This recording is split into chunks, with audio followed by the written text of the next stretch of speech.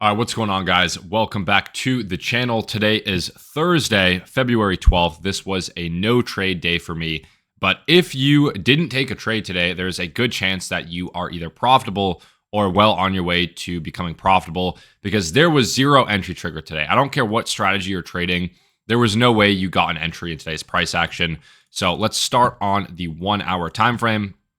Okay, heading into the market, I didn't really have a bias. I mean, we had this external high here I would like to target. Obviously did not get that, but we did have some draws lower as well. You know, previous day low right here, these lows here. And also we had some trend line liquidity on a lower time frame as well, right? So on a 15 minute, you can see we had all this trend line liquidity, low resistance liquidity, whatever you want to call it. So I was expecting some sort of move to the downside to start, but I would have really liked to see, you know, price reverse here and target higher. That was kind of my trading plan.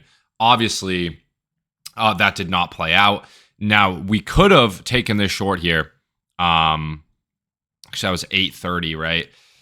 That's not really a good short position anyway. Where did market open at? Market opened right here. Okay. Yeah, so market opened like right here. This is on a 15-minute time frame.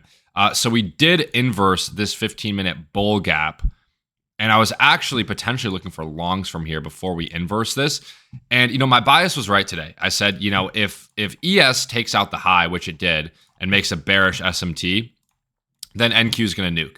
And that's exactly what happened, right? So you can see here on a 5-minute time frame, NQ did not make a higher high. If we take a look at ES, we saw very clear AMD on ES to open the market today, right? Accumulation, then we had manipulation right here. There's a sweep of liquidity. There is the very obvious V-shape inverse to the downside, a lower time frame. Here's your 3-minute. Boom, there's your inverse. So, you know, looking back, ES actually gave a really good entry, even on a 1-minute time frame.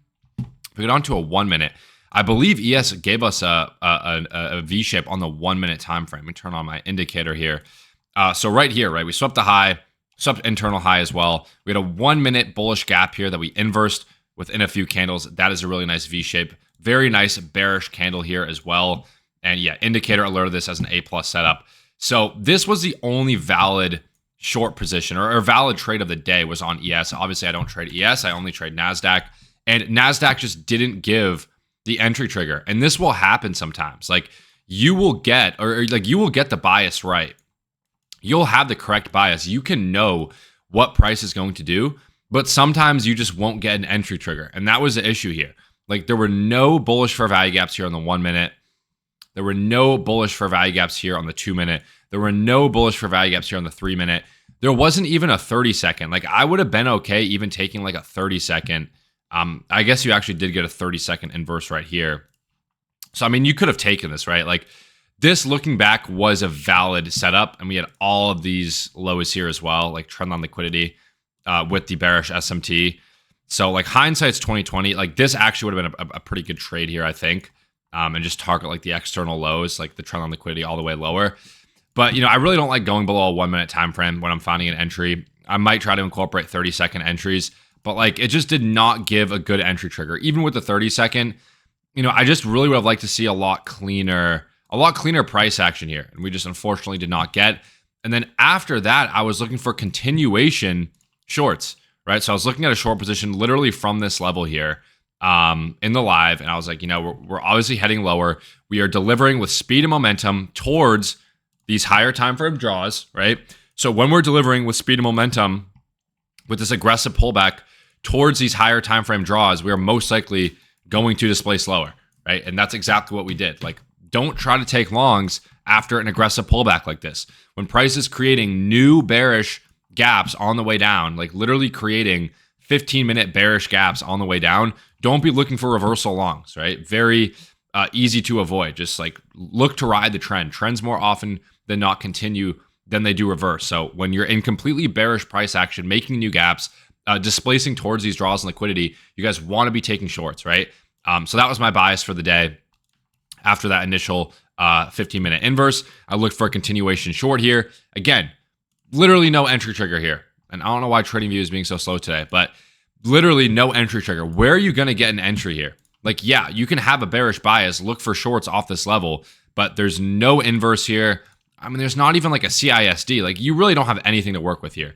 Again, you had your low resistance liquidity, your equal lows as your target here. So I was confident we were going to see lower. But like, where do you enter? Maybe the only entry is like a break of structure, like on this candle right here. Maybe. This is still a shit entry, right? Like, that's maybe what you could have got, but just not a high probability entry there.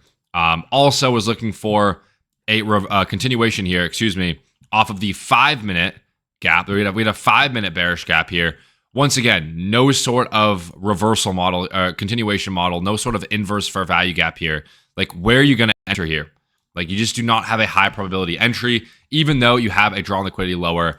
You just have no good entry here. Like, look at this chop, dude. Like, this is a horrible day in terms of price action. In terms of like delivery, yeah, great delivery, right? Like, bearish SMT, price deliver down, but for my model, for IFEGs, it just did not deliver. The continuation model just did not deliver today.